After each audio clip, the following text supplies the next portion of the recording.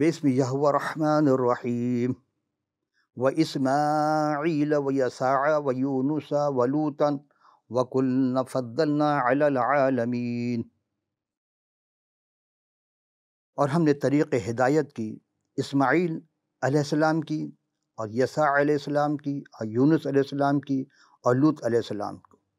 اور ان میں سے ہر ایک کو ان زمانوں کے تمام جہان کے والوں پر نبوت دی، اور ہم نے انہیں فضیلت دی۔ صدق الہ العالمین۔ عزیزان گرامی قدر، آج ہم حضرت یشوع علیہ السلام کی تیسری اور آخری نشست میں حاضر ہوئے ہیں، اور یشوع علیہ السلام کی جو کتاب ہے وہ کتاب مقدس میں یہاں ایک تاریخی کتاب کی حیثیت رکھتی ہے۔ جیسے ہم نے اپنے گزشتہ نشست میں کہا کہ 5 کتابیں جو تھیں وہ شریعت کی کتاب کہلاتی، تو حضرت موسیٰ علیہ السلام کے آخری کتاب استثناء تک ان کا اختتام پذیر ہوا، ان کا انتقال ہو گیا، پھر ان کی جگہ حضرت یشوع علیہ السلام جو تھے وہ جانشین قرار پائے، ان کے خلیفہ تھے۔ اور یہ کتاب تاریخ کی پہلی کتاب ہے۔ تاریخ میں 12 کتابیں ہیں، جیسے اس سے ہم آگے چلیں گے آپ کی خدمت میں پیش کریں گے، اور یہ تاریخی آرٹ کو پیش کیا گیا اس میں۔ اگرچہ ہمارے موجودہ نسل تاریخ پر بہت ہی کم کچھ لکھا گیا ہے، اور تاہم وہ اس طرح کے تاریخی حس اور ادراک کے لحاظ سے تحت دست ہیں۔ حضرت یشوع علیہ السلام کی کتاب موسیٰ علیہ السلام کی کتابوں اور ملک کینان میں اسرائیل کی تاریخ کے مابین ایک ضروری تعلق قائم کرتی ہے۔ عبرانی کتب کی ترتیب اور موجودہ مسیحی ترتیب کے مطابق یشوع علیہ السلام کی جو کتاب ہے عہد عتیق میں یہ 6ٹھی کتاب ہے، اور مسیحیوں کے نزدیک 12 تواریخی کتب ہیں،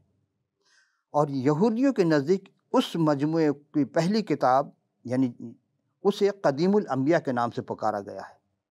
جو یشوع علیہ السلام کی کتاب ہے اسے۔ اور جیسے ہم آگے چلیں گے، ہم یشوع علیہ السلام کے بعد پھر اور بھی انبیاء ہیں، ان کے صحیفے کے متعلق آپ سے خدمت پیش کریں گے۔ اور اس کتاب کی خوبی یہ ہے کہ بعض پاروں میں صیغہ متکلم واحد یا متکلم کا استعمال کیا، میں یا ہم کا استعمال کیا گیا ہے۔ اور یشوع علیہ السلام کی کتاب کسی حد تک خروج، اور یہ 13 صدی قبل مسیح کی تاریخ پر انحصار ہے، اور حقائق کل راسخ الاعتقاد کی پہلی تاریخ 1400 قبل مسیح کے درمیان عرصے میں زیادہ ہم آہنگ ہے، لیکن 1400 سے لے کے 1350 کے قبل مسیح کے درمیانی تاریخ جو ہے وہ درمیانی درج ذیل حقائق کے بنا پر موضوع لگتی ہے۔ آئیے اب ہم آگے چلتے ہیں، آج کے سوال کو دیکھتے ہیں۔ پہلا سوال کیا ہے کہ شہر پناہ کیا تھا اور وہاں کس قسم کے لوگ آباد تھے؟ یہ ایک ایسی بات ہے کہ شہر پناہ کیا تھا۔ ظاہر سی بات ہے، پناہ کے معنی وہ جگہ جہاں کوئی بھی پناہ لے لے جا کر، لیکن اصل مقصد کیا تھا؟ یعنی جب یہ علاقہ فتح ہو گیا، یہ سارا علاقہ کون سا؟ دریائے یردن کے بعد جب وہاں آئے، اور آنے کے بعد جب دونوں طرف 3 شہروں کے مخصوص کیے گئے جہاں خون کی انتقام لینے کے والے سے بھاگ کر وہ پناہ لے لے، کیونکہ ہر حال میں رب العالمین کی خواہش ہے، منشا ہے کہ انسان گناہ سے توبہ کر لے، اس کا خون سب سے قیمتی ہے، انسان کائنات میں تمام چیزوں سے زیادہ قیمتی ہے، اور یہاں اس کو موقع ملتا ہے کہ وہ خونی جو شخص ہے، یعنی کہ مراد یہ کہ جو حادثاتی یا غیر ارادی طور پر اگر کسی کو قتل کر دیتا ہے، دوسرے شخص کو مار دیتا ہے، تو اس کا انتقام لینے کے والا عموماً مقتول کے قریبی رشتہ دار ہوتے ہیں، وہ خونی کو قتل کرنا چاہتے ہیں کہ قتل کا بدلہ قتل ہے، خون کے بدلے خون۔ تو یہاں اس کو ایک موقع دیا گیا ہے۔ یہ جب نئی بستی بسائی گئی، پورا علاقہ فتح ہو گیا، تب ان کو قبیلوں وائز تقسیم کر دیا گیا کہ فلاں فلاں قبیلے کا ہوگا، اور ان میں یہ کہا کہ ہر 30 کلومیٹر اس کے بعد میل کے بعد ایک پناہ گاہ بنائی جائے، تاکہ ادھر سے وہ بھاگ کر 15 کلومیٹر، ادھر سے بھاگ کر 15 گز کے وہ میل کے فاصلے پر ہو، اور وہ شخص اگر کسی کو قتل کر دے نادانستہ طور پر، تو وہ وہاں جا کر پناہ لے لے، اور جو اس شہر میں پناہ میں جا کر پناہ لے گا پھر وہاں کوئی حکم نہیں چلے گا۔ یعنی اس کو وہ موقع دیا گیا کہ وہ توبہ طائب کرے اور خدا کے حضور رجوع لائے، اپنے گناہ کی معافی کرے، معافی مانگے، تلافی کرے، اور پھر اس کو وہاں ایک پناہ ایسی ہے کہ کچھ مدت وہ رہے وہاں پر۔ اور اگر خونی پناہ گاہ کے شہر میں بھاگ کر چلا جاتا تو اسے سردار کاہن کی موت تک پناہ مل سکتی ہے۔ مطلب کہ سردار کاہن وہ لکھ کر دیتا ہے کہ ٹھیک یہ شخص کو قتل کیا جا سکتا ہے، لیکن وہ وہاں جا کر پناہ لے لیا، لیکن جب تک سردار کاہن زندہ ہے وہ وہاں واپس نہیں آ سکتا۔ اگر سردار کاہن کا انتقال ہو گیا کسی بھی وجہ سے تو وہ شخص دوبارہ وہاں آ سکتا ہے، ورنہ اس کی زندگی میں وہ پناہ کے شہری میں رہے، تب وہ اپنے آبائی شہر میں واپس آ کر بحفاظ زندگی بسر کر سکتا ہے۔ چونکہ انسان ہے خطا کا پتلا، کہیں نہ کہیں اس سے غلطی ہوتی رہتی ہے۔ پناہ کے شہر بہت دلچسپ اور علم الہیات سے معمور ہے، یعنی یہ نقطہ نگاہ ہے کہ نہایت اہمیت کا حامل ہے۔ اور چونکہ یہودی مفسرین وہ بتاتے ہیں کہ بعد کے ایام میں نادانستہ طور پر قتل کرنے والے کو زیادہ سے زیادہ تحفظ دینے کی کوشش کی گئی۔ دیکھیں، یاد رکھیں کہ ہم نے گلشن نصیر میں کہا تھا جو گناہ گار ہوتا ہے ایماندار اس کو بچاتے ہیں، تو یہ طریقہ کار حضرت یشوع علیہ السلام نے اپنی زندگی حیات طیبہ میں وہ 12 جو قبائل تھے ان کو جو تقسیم کیے تھے، علاقے فلاں فلاں علاقے فلاں فلاں کے ساتھ ہوگا، اور لیکن ہر علاقے کے درمیان میں ایک پناہ گاہ بنائی جائے گی، اور اس پناہ گاہ میں قتل کرنے والا جو ہے تحفظ اس کو فراہم کی جائے گی۔ اس میں 5 یا 6 خصوصی ہیں اس پناہ گاہ کے متعلق جاننا ضروری ہے کہ کیا تھا وہاں پہ۔ پہلی بات یہ ہے کہ پناہ گاہ کے شہر کو جانے والی سڑکوں کی مسلسل مرمت کی جائے، تاکہ کوئی شخص وہاں ٹوٹ پھوٹ اگر ہو تو وہ شخص گر جائے، پھنس نہ جائے، اس لیے وہ وہاں سے بھاگنے میں کامیاب ہو جائے۔ یہ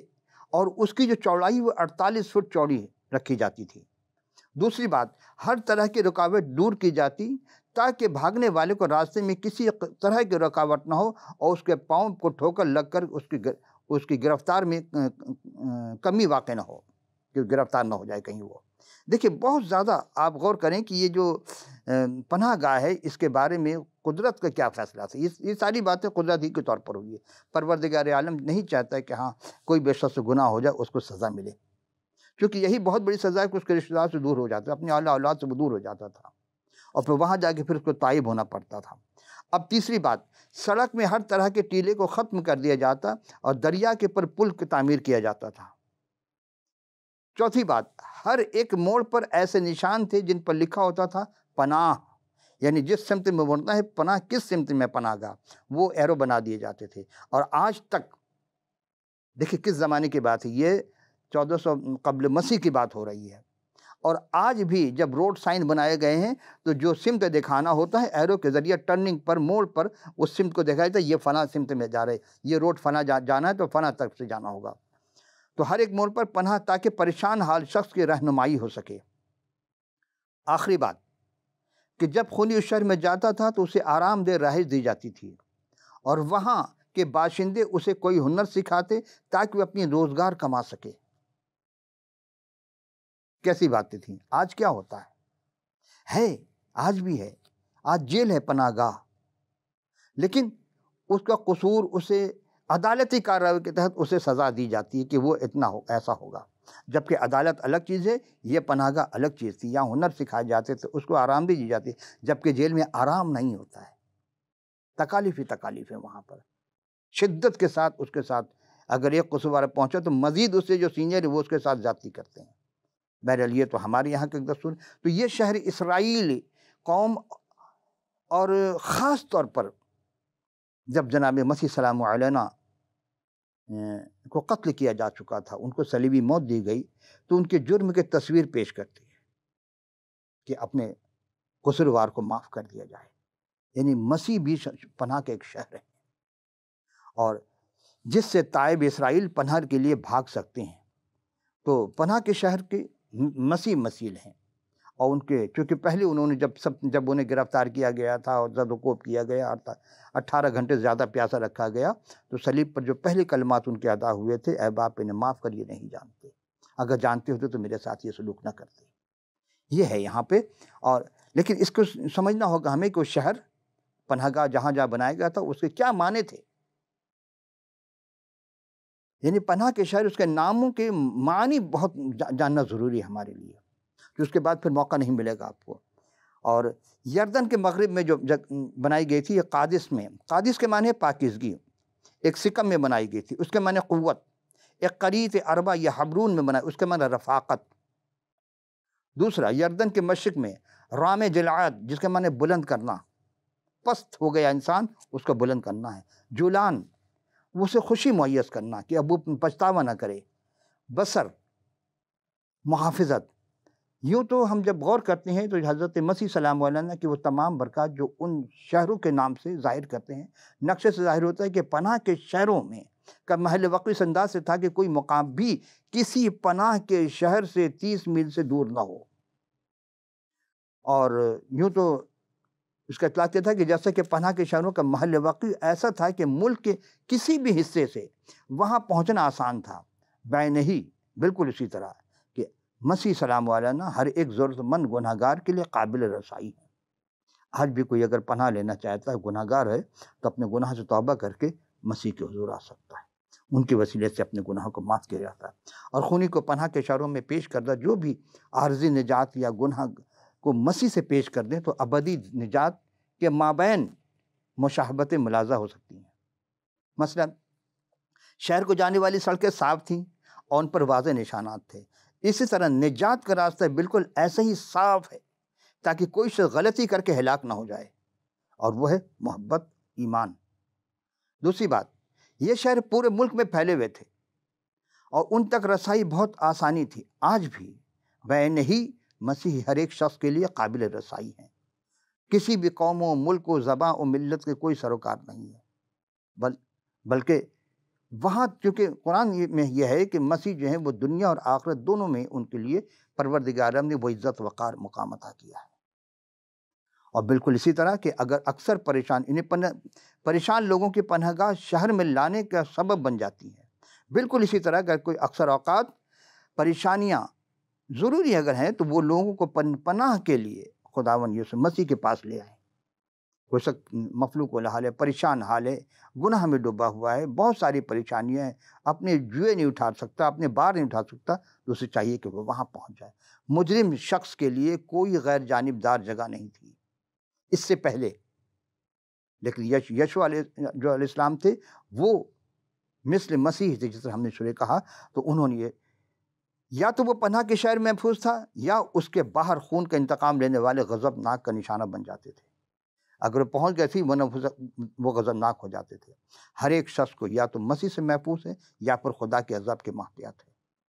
عزیزان گرامی قدر، اب ہم دوسرے سوال کی جانب چلتے ہیں کہ یردن کے مشرق میں مذبح کا کیا کام؟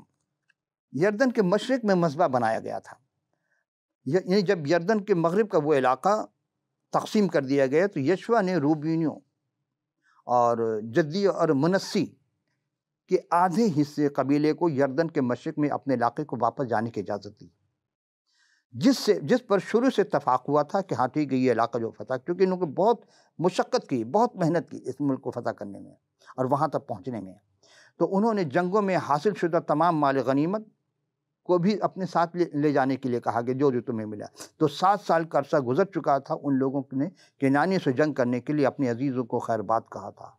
کتنی جانیں ضائع کی، کتنی صحبتیں اٹھائیں، کتنی راتیں جاگی وغیرہ۔ 7 سال کم عرصہ نہیں ہوتا عزیزان محترم۔ تو علاقے کے حصول تک انہوں نے جنگ کی سختیاں برداشت کی تھیں، لہٰذا ہمارے سپہ سالار نے بھی ہمیں بلایا، وہ کہتے ہیں کہ ہمارے سب کو بلایا، اور زمین پر آسمان کی بادشاہی کی وسعت کی ترقی کے لیے ایمان کی اچھی کشتی لڑتے ہوئے سختیاں برداشت کریں۔ سختیاں سب نے برداشت کی، لیکن ایسا شخص کائنات میں آیا کہ جو اپنے لوگوں کے لیے، وہ بھی ایک سپہ سالار، جیسا ہم نے کہا تھا مسیح بھی ایک سپہ سالار تھے اپنے زمانے کے،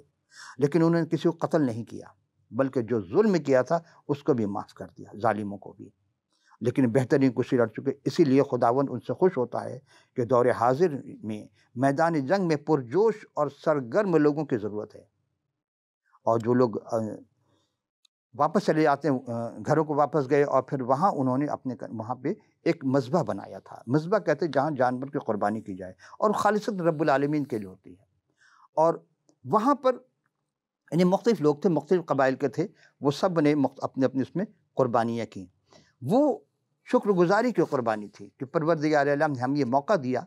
جس کا وعدہ اس نے حضرت ابراہیم علیہ السلام سے کیا تھا، حضرت اسحاق علیہ السلام سے، حضرت یعقوب علیہ السلام سے، اور پھر اس کے بعد حضرت موسیٰ علیہ السلام سے کیا۔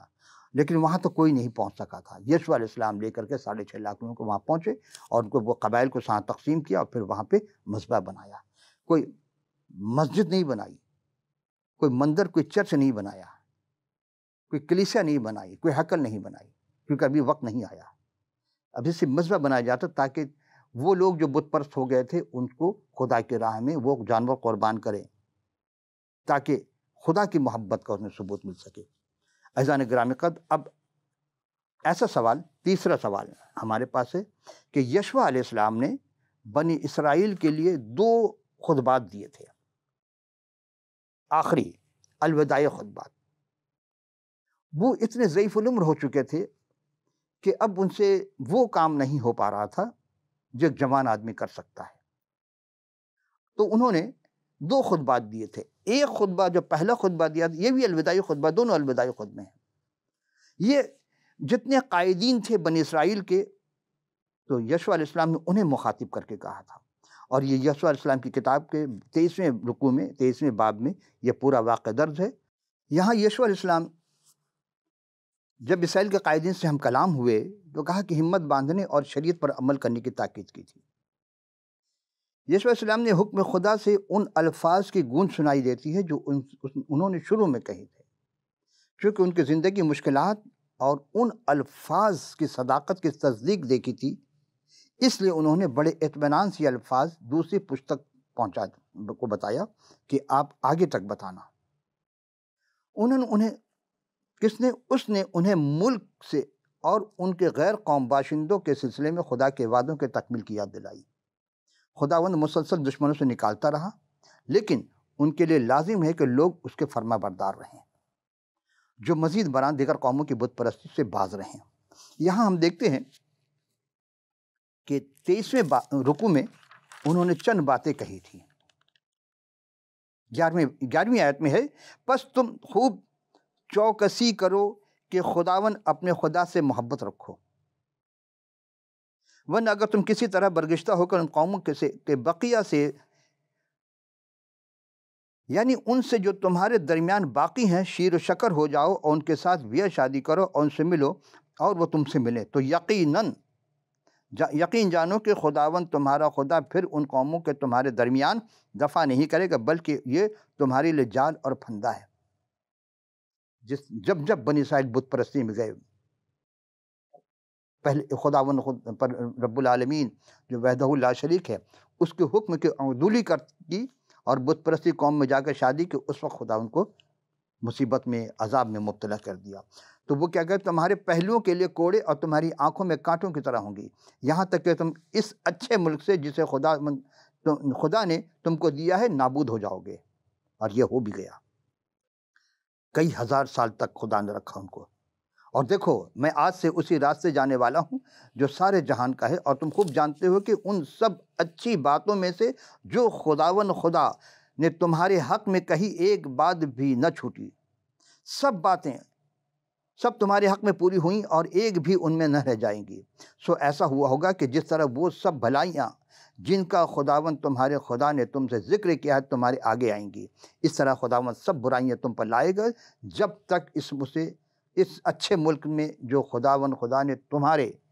تم کو دیا ہے وہ تم کو نیست و نابود کر ڈالے گا۔ جب تم خداوند اپنے خدا کی اس عہد کو، جس کا حکم اس نے دیا ہے، توڑ ڈالو اور جا کر اور معبودوں کی پرستش کرنے اور ان کو سجدہ کرنے لگو، تو خداوند کا قہر تم پر بھڑکے گا اور تم اس اچھے ملک سے اور جو اس نے تم کو دیا جل ہلاک ہو جاؤ گے۔ یہ اٹل فیصلہ ہے رب العالمین کا کہ جب بھی ایماندار بت پرستوں میں گئے تو وہاں ان کے ساتھ وہ سلوک ہوا جس کا وہ تصور بھی نہیں کر سکتے تھے۔ اور یہاں بھی خدا کلام ہر پورا ہوا اور اس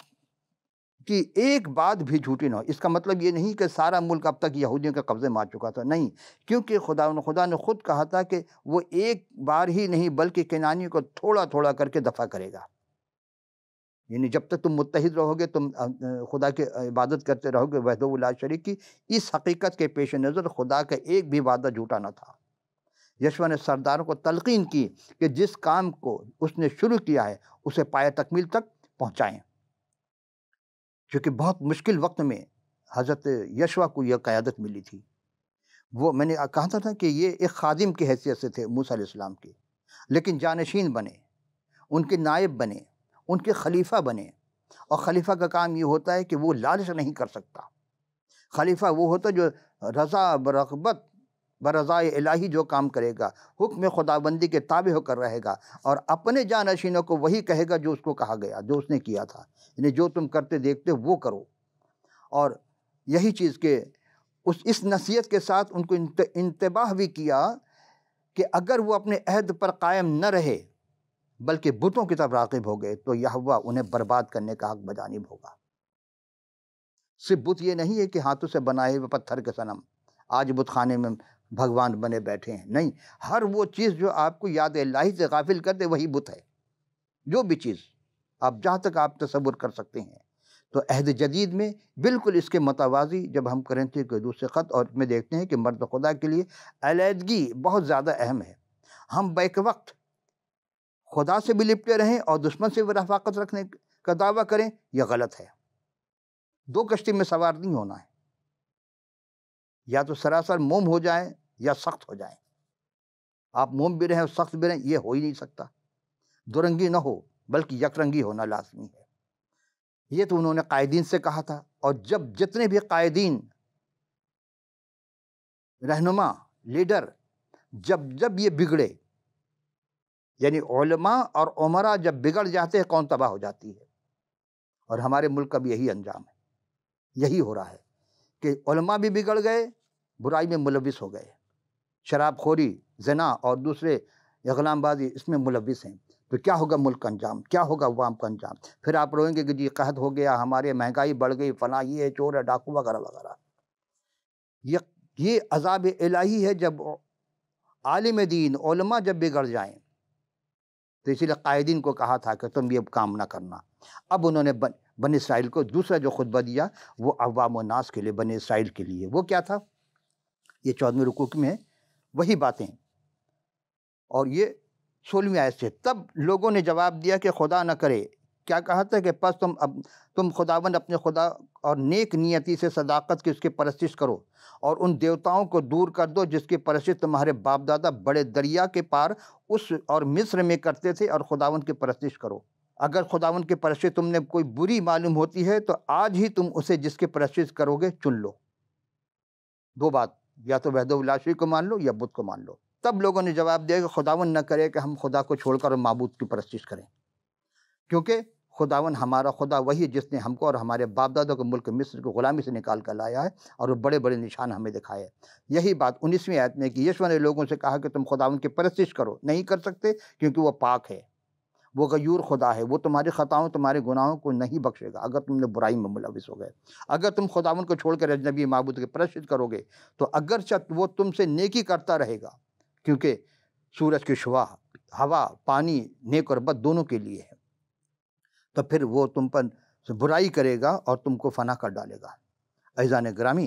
21ویں آیت میں بھی یہی ہے کہ بلکہ خداوند ہی خدا کی پرستش کرو وغیرہ وغیرہ۔ تب انہوں نے کہا کہ پس تم اجنبی معبودوں کو تمہارے درمیان جو ہے اسے دور کر دو، اپنے دلوں سے بھی دور کر دو۔ عزیزان گرامی قدر، یشوع نے ان لوگوں کو اپنی اپنی میراث کی جانب پھر رخصت کر دیا، یعنی جس کی جو میراث دیا تھا، جو چیزیں عطا کی تھیں، وہ کہا کہ اب تم اپنے میراث کی طرف واپس جاؤ۔ اب یہاں ایک سوال، آخری سوال، کہ حضرت یشوع علیہ السلام کا انتقال مگر 3 اشخاص کی تدفین، یہ عجب سوال ہے۔ عزیزان گرامی، حضرت یشوع علیہ السلام کی وفات اور ان باتوں کے بعد یوں ہوا کہ نون کا بیٹا یشوع خداوند کا بندہ 110 برس کا ہو کر انتقال کیا، یعنی ان کا انتقال ہو گیا، رخصت ہو گئے۔ پھر کیا ہوا؟ 110 برس کی عمر میں حضرت یشوع بن نون کا انتقال ہو جاتا ہے اور وہ خداوند میں سو جاتے ہیں، اور انہوں نے اسی میراث کی حد پر تمنت سراہ میں جو فراہیم کے کوہستانی ملک ہے، کوہ جعش کے شمال کی طرف ہے، اسے دفن کیا۔ یعنی 110 برس کی عمر میں یشوع کا انتقال اور اپنی میراث شہر میں دفن کیا گیا، جب تک یشوع پشت یشوا کی پشت کے لوگ زندہ رہے، بنی اسرائیل خدا سے وفادار رہے۔ ہم نہیں جانتے کہ اس کتاب کے آخر میں کس نے لکھا ہے، چونکہ ان کا تو انتقال ہو گیا۔ اب یہ باقی باتیں کس نے لکھی ہیں، یہ سوال پیدا ہوتا ہے۔ اب دیکھیں جس طرح کے آخری کتاب جو تھی شریعت کی، وہ جب ختم ہو گیا تو موسیٰ علیہ السلام کا انتقال ہو جاتا، اس کو مکمل کیا تھا حضرت یشوا نے۔ اب یشوا کا انتقال ہوگا، یہ کس نے مکمل کیا، یہ ہم اگلی نشست میں جب آئیں گے پھر ہم آپ سے عرض کریں گے وہ کس نے لکھا ہے۔ تو یوسف میں نے کہا نا انتقال کس کا ہوا، یشوا کا، تو یشوا کو دفن کرنا چاہیے تھا، ٹھیک ہے، لیکن کہا کہ 3 اشخاص کو دفن کیا گیا۔ پہلے تو یشوا کو دفن کر دیا گیا، اور جناب یوسف علیہ السلام کی خواہش تھی کہ مصر سے ان کی لاش کی ہڈیاں جو تھی وہ لے جا کر جو شکم میں دفن کر دی گئی تھی وہاں سے ان کو واپس لائی جائے، اور اسرائیلی خداوند کے پرستی یشوا کے جیتے جی ان بزرگوں کے جیتے جی کرتے رہے، یشوا کے بعد زندہ رہے اور خداوند خدا کے سب کاموں میں ان کے ساتھ رہے، اور انہوں نے یوسف کی ہڈیوں کو جن کو بنی اسرائیل مصر سے لے کر آئے تھے سکم میں اس زمین کے قطع میں دفن کی ہے۔ 2 شخصیت ہو گئی، اب تیسری، یعنی جسے یعقوب نے سکم کے باپ حمور کے بیٹوں سے چاندی کے سکوں کے عوض خریدا تھا یعقوب علیہ السلام نے، اور وہ زمین بنی یوسف کی میراث ٹھہری تھی۔ آخری گفتگو ہماری آج کی نشست اختتام پذیر کہ ہارون کے بیٹے علیزر نے رحلت کی تھی، اور انہوں نے اس کے بیٹے فیخاس کی پہاڑی پر دفن کیا جو ابراہیم کے کوہستانی ملک میں اسے دے دی گئی تھی۔ یہ ایک وقت میں بظاہر تو یشوا کا انتقال ہوا لیکن انہیں بھی دے دی گئی تھی۔ اس طرح علیزر اپنی موت تک مخلصی دینے والے تھے کیونکہ وہ سردار کاہن تھے۔ ان کی موت نے اس سب کو آزاد کر دیا تھا جو پناہ شر سے بھاگ کر گئے تھے، اور یہی چیز ہم پیدائش اشتہ کی کتابوں کی طرح یشوا کی کتاب بھی عظیم اور دیندار لوگوں کی موت کے ساتھ اختتام پذیر ہوتی ہے۔ عزیزان گرامی قدر، خدا اپنے کارکنوں کو دفن کرتا ہے لیکن اپنے کام کو جاری رکھتا ہے، اور اس نے یہی کیا کہ جب اس نے اپنے اس آخری نجات دہندہ کو بھیجا تھا اور ان کو صلیبی موت دے دی گئی، اور تیسرے دن وہ مردوں میں سے جی اٹھے، لیکن 40 دن تک اپنے شاہدوں کے ساتھ رہے۔ کام بند نہیں ہوا، کام آج تک جاری ہے۔ ہم سمجھتے کہ شاید ہم زندہ ہیں تو ہماری وجہ سے یہ کام ہے، نہیں، آج ہم زندہ ہیں کل ہم نہیں رہیں گے تو یہ کام رکے گا نہیں، بلکہ ہم سے بھی بہتر خدا 1 نہیں 2 نہیں 7 نہیں 70 نہیں بلکہ 7,000 چھپا کر رکھا کہیں نہ کہیں،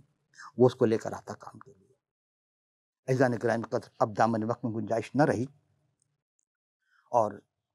چلتے چلتے وہی لفظ وہی الفاظ کہ اگر آپ کے پاس کتاب مقدس نہیں ہے اور آپ مطالعے کا شوق رکھتے ہیں